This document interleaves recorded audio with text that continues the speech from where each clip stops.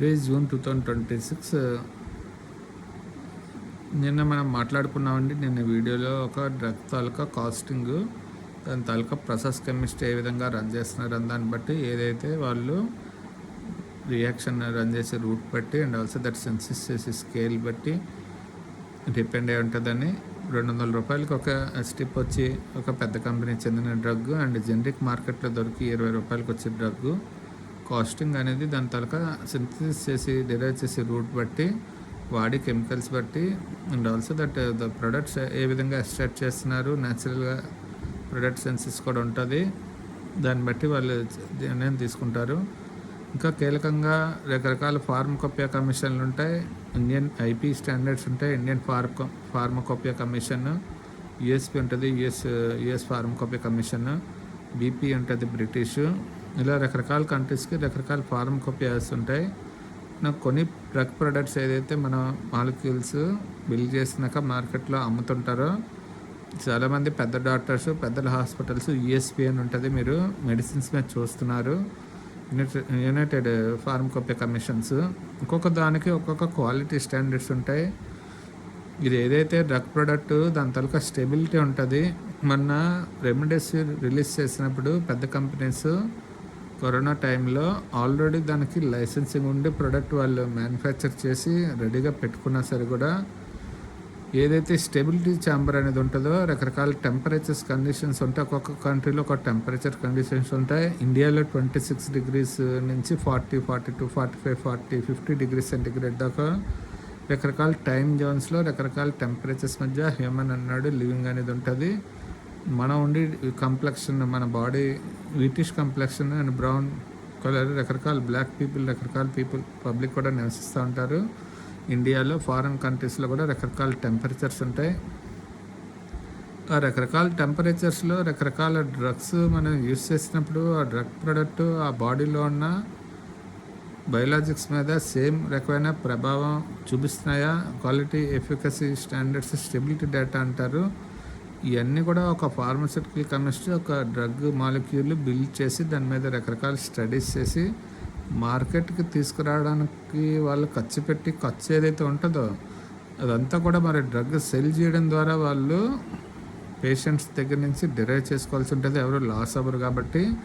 So ఒక పెద్ద company తాలూకా drug ఎక్కువ కాస్ట్కి మనం కొంటున్నాము అంటే నథింగ్ బట్ వాళ్ళు lot of quality parameters checks చేసి ప్రాపర్ స్టెబిలిటీ డేటా ఎస్టాబ్లిష్ చేసి డ్రగ్ అన్ని టెంపరేచర్ కండిషన్స్లోనే ప్రాపర్గా ప్యాక్ చేసి మార్కెట్కి సెల్ చేసి ఒక పేషెంట్ మౌత్లోకి వెళ్ళేదాకా కూడా వాళ్ళు దాన్ని అలానే కాపాడుకొస్తారు.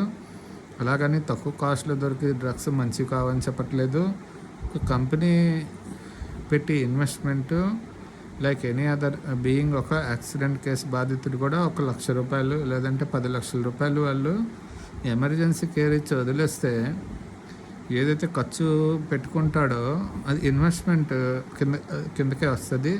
ఇది గెట్ బ్యాక్ తీసుకుంటే వాడు ప్రాఫిట్లోకి వెళ్తాడు. ఇంకా దాని మీద హెల్త్ డ్యామేజ్ చేసినందుకు గవర్నమెంట్ ఇచ్చి డబ్బులు ఇస్తే ఇంకా దాన్ని సేవ్ చేసుకుని ఫ్యూచర్లో వాళ్ళు వాడుకుంటారు.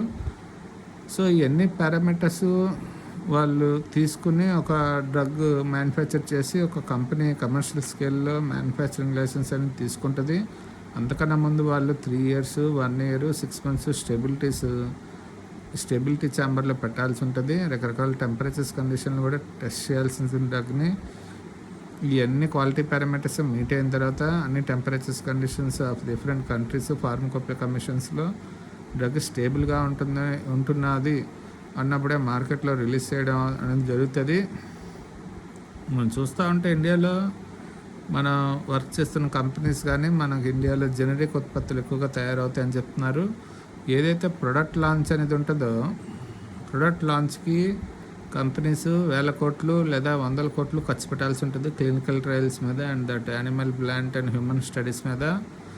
ఏదైతే మనం క్లినికల్ ట్రయల్స్ మనకి కింగ్ జార్జ్ హాస్పిటల్ మన లంగ్ క్యాన్సర్ రిలేటెడ్ డ్రగ్స్కి చేస్తామంటున్నారు, ఉచిత మందులు ఇస్తున్నారని. అది పేషెంట్లకు ఇచ్చినాక పేషెంట్ కండిషన్ మీద వాళ్ళు స్టడీ చేస్తారు, ఈ డ్రగ్ ప్రాపర్గా హీల్ అవుతున్నదో లేదా అని. అలాగని వాళ్ళు దాన్ని డైరెక్ట్గా టెస్ట్ చేయడం కాదు, అంతకన్నా ముందు యానిమల్స్ మీద అండ్ దట్ రకరకాల పారామీటర్స్లో దాన్ని టెస్ట్ చేసినాక హ్యూమన్స్కి ఇవ్వడం అనేది జరుగుతుంది. మొత్తానికి ఇదంతా ఎందుకు చెప్తున్నానంటే, మనం మనం ఏదైతే మ్యానుఫ్యాక్చరింగ్ చేసినప్పుడు డిరైవ్ కాస్ట్ పేషెంట్స్ నుంచి గెట్ బ్యాక్ తెచ్చుకోవాలి అనుకున్న కంపెనీస్ ఎక్కువ కాస్ట్కి ప్రొడక్ట్స్ అమ్ముతాయి. దానికి ఉన్న వాల్యూ దానికి ఉంటుంది. ఏదైతే మన గవర్నమెంట్ నిత్యావసరాలు ధరలు ఎలా ఉంటున్నాయో, ఆర్గానిక్ స్టాప్లు కొంటే ఒక కాస్టు, అలానే రకరకాల విత్తనాల ద్వారా డెరైవ్ అయిన ఆనియన్స్ ₹5 నుంచి నాసిక్ ఆనియన్స్ ఒక రేట్లోని, ఆంధ్రప్రదేశ్ ఆనియన్స్ ఒక రేట్లోని ఇలా అమ్ముతున్నారో, అలాగే ఆర్గానిక్ ఆనియన్ ₹60 దాకా ఉంటుంది. దాని తాలూకా విత్తనము అది హైబ్రిడ్ విత్తనం, ఆర్గానిక్ విత్తనం, దేశవాళీ టమాటాలు ఉంటాయి, బెంగళూరు టమాటాలు ఉంటాయి. ఒక్కొక్క కాస్ట్లో ఎలా దొరుకుతుందో మనకి ఈ ఫార్మస్యూటికల్ ప్రొడక్ట్స్, మెడిసిన్స్ కూడా అలానే ఉంటాయి. కాస్ట్ ఎక్కువ ఉందని అది మంచిదని, కాస్ట్ తక్కువ ఉంటే చెడ్డదని కూడా కాదు. ఏదైనా వాళ్ళు వాల్యుయేషన్ వేసి ఒక మార్కెట్ రేట్ ఫైనలైజ్ చేస్తారు. నేషనల్ ఫార్మస్యూటికల్ ప్రైసింగ్ అథారిటీ ఉంటుంది, అది కాస్టింగ్ అంతా కంట్రోల్ చేస్తూ ఉంటుంది. నేను ఎందుకు చెప్తున్నానంటే, గడిగడికి తక్కువ రేటు దొరికింది అని చెప్పి దాన్ని రన్ చేయడానికి ఉండదు. ఎక్కువ రేటు దొరికిందని అది మంచి పదార్థం అని కూడా కాదు. జస్ట్ ఫర్ యువర్ అండర్స్టాండింగ్ నేను చెప్తున్నాను ఏంటంటే, ఏదైతే మ్యానుఫ్యాక్చరింగ్ కాస్ట్ ఉంటుందో అది వాడు లాస్ అవ్వలేడు కాబట్టి, అండ్ ఆల్సో రకరకాల పారామీటర్స్, క్వాలిటీ స్టాండర్డ్స్ పాటించేదైతే ఒక ఎంఎన్సీ కంపెనీలు, ఇండియాకి చెందిన పెద్ద కంపెనీలు డ్రగ్స్ లాంచ్ చేస్తాయో ఆబ్వియస్లీ కాస్ట్గానే ఉంటాయి. పేషెంట్ తాలూకా ఫైనాన్షియల్ కండిషన్ బట్టి పూర్ పీపుల్ కూడా డ్రగ్స్ అందుబాటులో పెట్టాలనే ఉద్దేశంతో government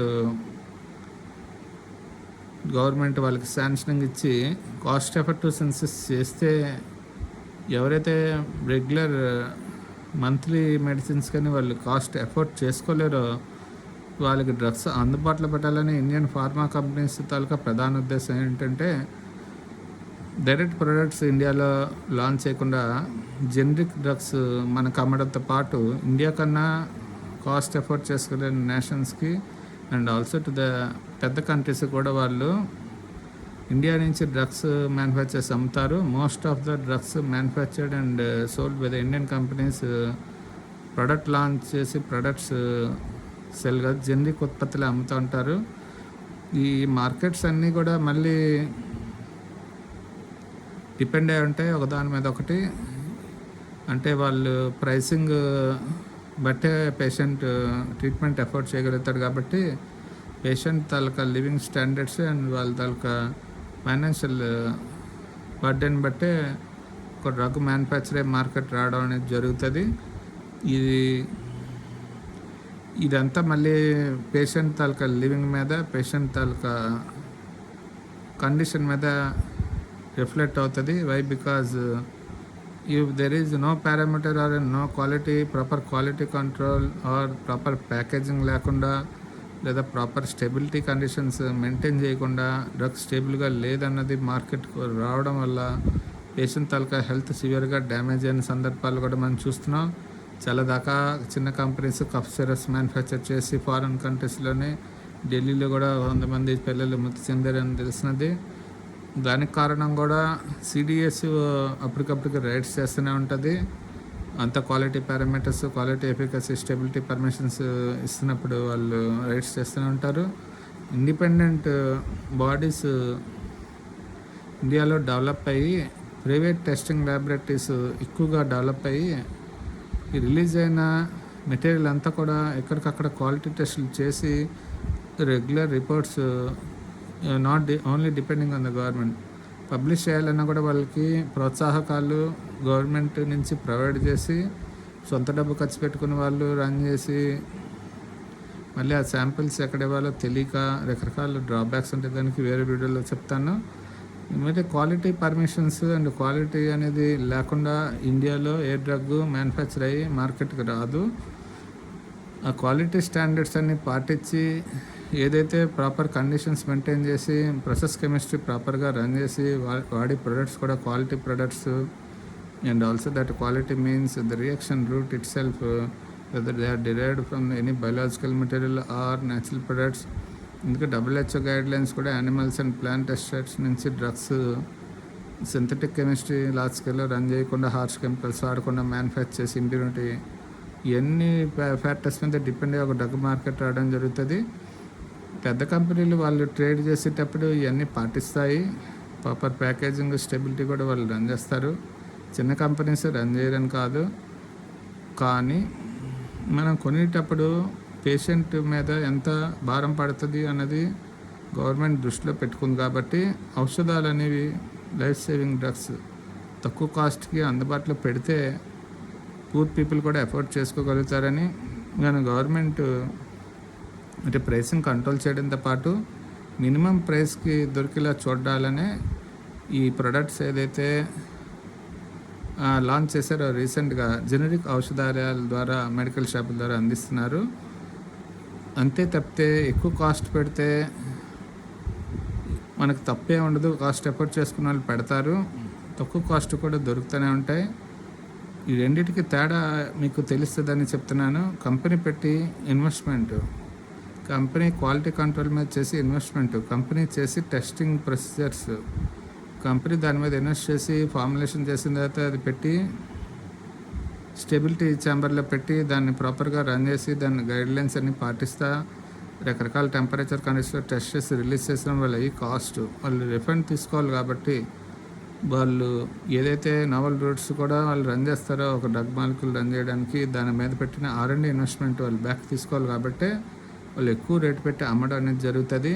nothing mean that they are losing the patient. ఎవడైతే కాస్ట్ ఎఫోర్డ్ చేసుకోగలుగుతారో వాళ్ళు $200, $400 స్టిప్పును కొంటారు. ఏదైతే ఎఫర్ట్ చేసుకునే వాళ్ళు కూడా, చేసుకోలేని వాళ్ళు కూడా వాళ్ళ ట్రీట్మెంట్ రిక్వైర్మెంట్కి డ్రగ్స్ తక్కువ రేట్లో అందుబాటులో రావాలి. కాబట్టి ₹20 కూడా వాళ్ళకి అందుబాటులో పెడుతుంది.